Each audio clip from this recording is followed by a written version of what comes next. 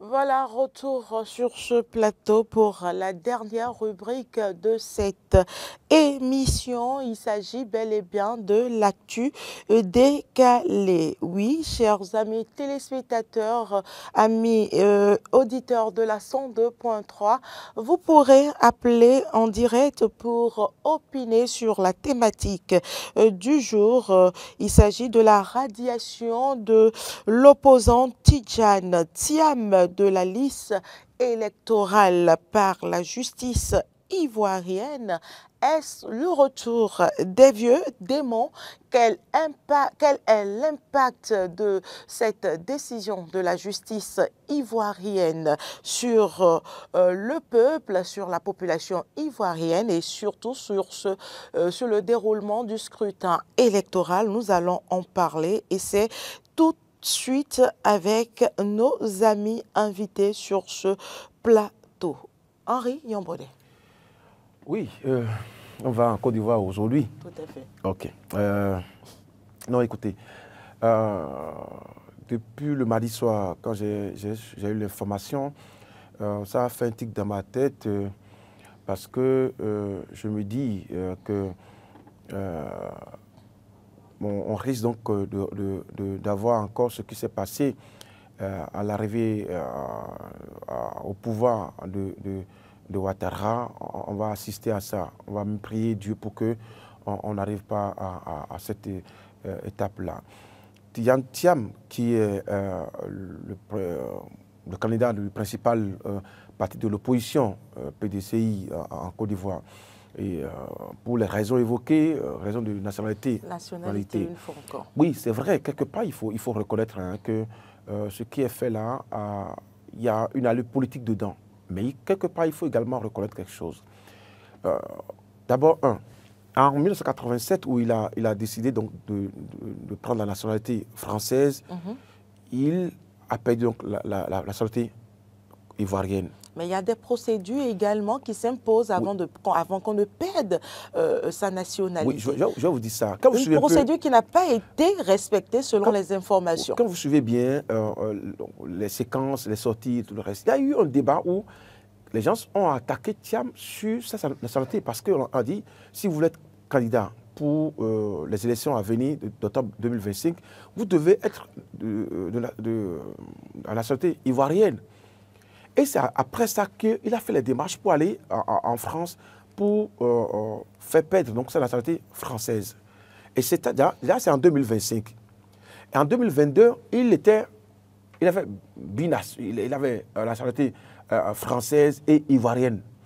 Or, leur code leur interdit de ne pas avoir de nationalité pour être inscrit sur la liste. Et donc, c'est sur ça que le pouvoir en place, oui, même si on parle de la justice, a se fait pour le tenir. Parce que, vous savez, aujourd'hui, c'est l'espoir donc du peuple ivoirien. C'est l'espoir donc de toute une jeunesse, l'espoir de toute une classe politique aujourd'hui, Tidjane Thiam. Et puisque quand on voit son parcours un peu, c'est un candidat qui peut faire le jeu, qui peut faire l'affaire. Et donc, ils ont surfé sur ça pour, bien évidemment, passer donc à cette radiation-là. Mais là, il faut reconnaître également que Tidjane Thiam également a fait une grosse erreur. Quand vos adversaires politiques ont cette information de vous, il faut habilement travailler sur ça. Il faut avoir donc il faut chercher à communiquer sur un point qui vous arrange. Mais quand il est allé donc en France pour faire les démarches pour perdre la nationalité française, il y a une communication forte autour de ça. Et donc, il se dit, maintenant, j'ai perdu la nationalité française, mais je suis ivoirien. Mais je suis ivoirien, mais déjà à un niveau donné, en 2022, où il s'est inscrit donc sur la liste électorale, il était binationaux, c'est ça, hein? Et donc, il détenait les deux nationalités, tout simplement. Voilà. Et donc, en 2025, les gens ont compris que quand il était, et ceci est arrivé après qu'il ait été désigné candidat principal de son parti. Les gens se sont dit, OK, alors pour le faire, c'est ça aussi. Mais justement, est-ce une décision vraiment juridique ou une manœuvre politique aujourd'hui? Parce qu'en réalité, il y a une procédure avant de perdre sa nationalité en Côte d'Ivoire. Et cette procédure également n'a pas été respectée. Des procédures administratives. Donc, du coup, est-ce qu'on peut aujourd'hui dire concrètement que Thiam n'est pas ivoirien? Non, on ne peut pas dire que Thiam n'est pas ivoirien. Justement. Le requérant, on ne peut pas dire que Thiam il est ivoirien de père et de mère, oui. Il est né là-bas. Mais aujourd'hui, le levier sur lequel s'appuie donc le pouvoir en place, c'est pourquoi vous parlez donc de manière politique, je suis d'accord. C'est qu'ils l'ont laissé d'abord aller perdre la nationalité française là-bas et ils ont tenu compte de certaines dates référentielles qui je compte lui, il y a 2022 où il s'est inscrit, en ce moment-là il était encore, comment dire, il était français et ivoirien. Et en 2025, il vient ici, donc il est désigné candidat, mais il est ivoirien. Donc ils ont tenu compte de 2022 où il était binational. D'accord? Donc c'est une manœuvre politique. Vous savez, c'est celui qui peut tenir tête à Ouattara aujourd'hui. Et donc pour moi, le parti de l'opposition doit chercher, peut-être chercher un plan B. Bon, c'est pas... On l'apprend, hein? Tidjane Thiam dit que ce ne sera personne d'autre à part lui. Roland, je dis Roland. Marc Goudianou. Oui, je pense que c'est le seul adversaire qui a les reins solides face au candidat de la mouvance. Et donc, il faille, vous savez, c'est ce qui se passe généralement chez nous en Afrique, hein, où lorsqu'on sent que vous êtes un rival de taille, c'est qu'il faut user politiquement et juridiquement par tous les stratèges possibles afin de pouvoir vous empêcher de pouvoir aller aux élections. C'est vrai que quand il avait décidé il avait encore la double nationalité quand il est devenu président du parti, du PDCI. Mais dans la loi, ce n'est pas ce que la loi dit. La loi dit que vous ne devez pas détenir une double nationalité. Vous devez être exclusivement de la nationalité ivoirienne avant d'être candidat aux élections présidentielles. Donc le fait d'être président de parti, ça ne le fait pas déjà d'office candidat à l'élection. Et donc, du coup, il faut qu'il soit candidat d'abord à l'élection en gardant les deux nationalités avant qu'on ne puisse l'incriminer. Et à un moment donné, il a introduit l'annulation de sa nationalité française, ce qui a été confirmé en masse par, en tout cas, par les autorités françaises déjà. Et donc, cela l'amène à avoir uniquement, actuellement, à l'heure où nous parlons, il n'a qu'une seule nationalité, qui est la nationalité ivoirienne. Donc, je pense que c'est une stratégie politique de Ouattara pour pouvoir tout faire afin de pouvoir écarter le seul rival qui peut lui faire véritablement face. Il faut remarquer qu'il a, un parcours professionnel très solide, en tout cas, qui l'amène quand même à pouvoir, à pouvoir vraiment rivaliser avec le candidat que choisirait le parti au pouvoir. Et donc, de là, il faut déjà penser par les manœuvres. Vous avez vu comment on a écarté tous les autres acteurs politiques comme Laurent Gbagbo, Soro, Blé Goudé, ainsi de suite, comment on a écarté tout cela. Et aujourd'hui, ils se sont tous réunis pour pouvoir mettre quelqu'un qui pense être vraiment à même de pouvoir rivaliser et qui soit un candidat de taille face au candidat de Ouattara. Et donc, du coup, il ne faille quand même pas essayer par tous les mécanismes qu'il faut afin de pouvoir l'écarter. J'espère que cela ne va pas replonger la Côte d'Ivoire encore. Justement, c'est ma question. Quel serait l'impact de cette décision juridique? Parce qu'en réalité, déjà on ne voudrait pas que la Côte d'Ivoire revienne dans son passé où il y a eu tellement de morts, où il y a eu tellement d'événements malheureux.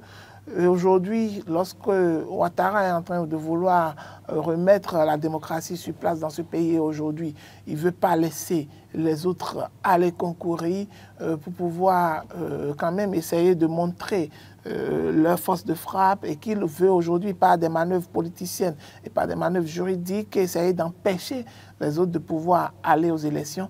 Le risque est que ça va amener d'autres tensions. Et vous voyez tous les acteurs qui sont réunis au sein de l'opposition aujourd'hui, dans la Côte d'Ivoire aujourd'hui, je pense qu'ils ont déjà été assez avertis par rapport au passé et ne vont pas se laisser faire cette fois-ci. Alors, ne pas se laisser faire, ça engrange beaucoup de choses, ça pose beaucoup de questions. Justement, il a été très clair, il dit que si c'est lui, ce ne sera personne. Cette déclaration peut être à la base... Déclaration Ouattara, non, je pense qu'il faut déjà chercher un plan B. Comme l'a fait Soro en Côte d'Ivoire, au Sénégal. Au Sénégal, où le plan B, Diomaye Faye, oui, on l'écarte, mais on cherche quelqu'un qui puisse faire l'affaire. On le positionne et tout le monde le soutient. Là, il faut chercher peut-être quelqu'un, un Ivoirien de souche, comme ils l'ont dit, et ils vont. Mais le temps, si on maintient ce discours-là, qui dit si c'est pas moi, c'est fini, si c'est pas moi, personne d'autre, le temps va jouer contre eux. On parle des élections d'octobre 2025. Alors qu'aujourd'hui, il faut commencer la mobilisation. Et pour moi, je pense qu'il faut chercher un plan B. Le plan B, c'est de chercher quelqu'un, un leader au sein de cette formation politique-là, qui puisse faire également l'affaire. Et lui peut, à tout moment, porter la personne. Parce que, oui, l'espoir, c'est vrai que ça peut fragiliser également le groupe. Oui, parce qu'il est resté le porteur d'espoir. Ça peut fragiliser le groupe à un moment donné. Mais s'ils arrivent à faire une bonne communication autour, ils vont faire... mal à Ouattara pendant les élections. Ouattara qui ne veut pas lâcher le pouvoir parce que tout simplement soutenu par d'autres puissances. Et donc, il estime que oui, il peut... la Côte d'Ivoire, c'est... dire la puissance. Ouais, il est... Citer la puissance. C'est vrai, on sait que l'entourage de Tidjane Thiam a toujours dénoncé des manœuvres politiques pour l'empêcher de concourir pour la présidentielle en Côte d'Ivoire. Et aujourd'hui, la preuve, c'est ce procès à caractère politique selon les militants de ce parti politique. Est-ce que, comme... oui. Téléspectateurs en ligne, bonjour. Bonjour madame, comment vous allez? Nous nous portons en bien. Alors, à qui avons-nous l'honneur? À monsieur Barnabé. Monsieur Barnabé, vous nous appelez d'où? Je vous appelle d'Akwakwa. D'Akwakwa, allez-y pour votre lecture. Oui, c'est par rapport au débat. Je salue tout le plateau. Oui, bonjour. Bonjour. Oui. Allez-y pour votre opinion. En fait, bon, toutes mes excuses Henri. pour son nom. Oui, Henri. Et monsieur Henri. Et je déplore la situation de la Côte d'Ivoire. Mais sans vous mentir, Tidjane Thiam a été victime de sa propre attitude. Il savait depuis qu'il serait candidat à l'élection présidentielle. Mais en 2022, quand il s'est enrôlé sur la liste, il avait deux nationalités.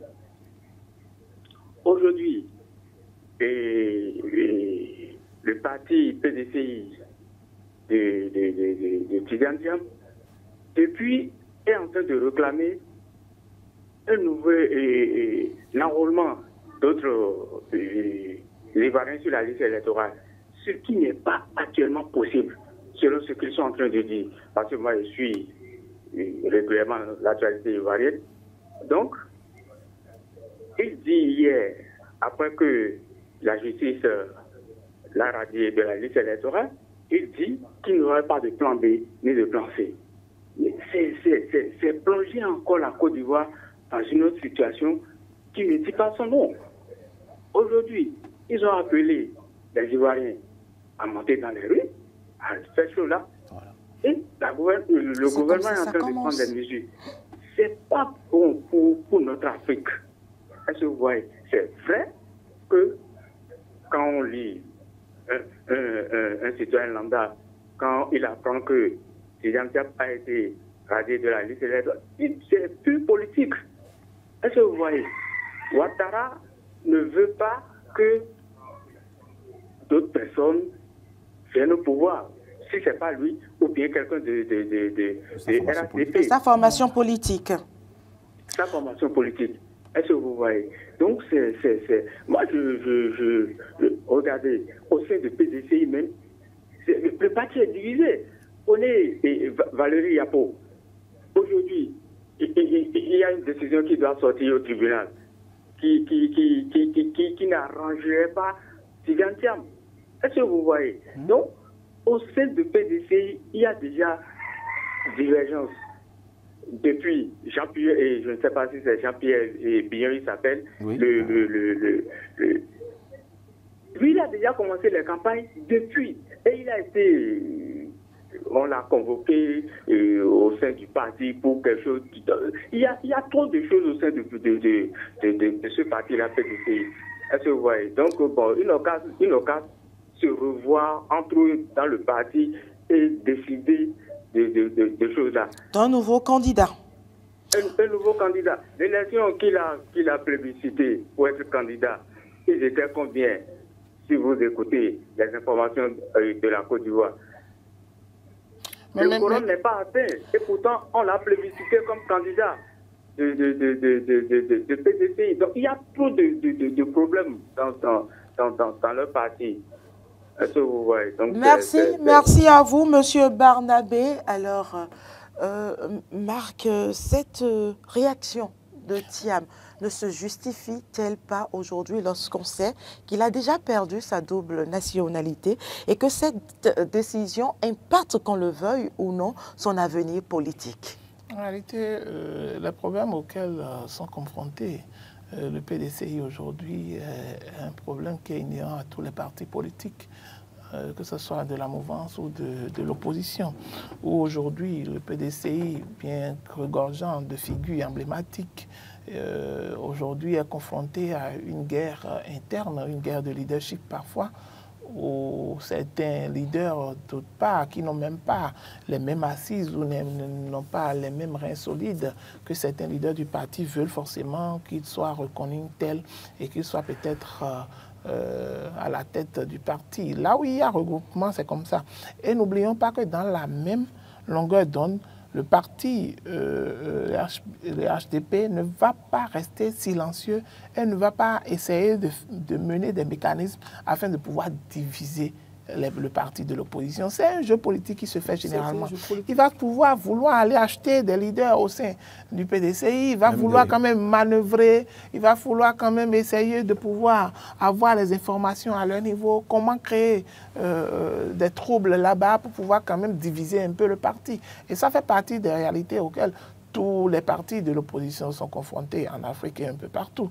Aujourd'hui, qu'est-ce qu'il faille faire? C'est de trouver la juste mesure entre un soulèvement populaire ou bien une autre alternative pour pouvoir trouver un autre candidat qui est quand même le consensus. Il y a quelqu'un. Téléspectateurs en ligne, bonjour. Bonjour le plateau.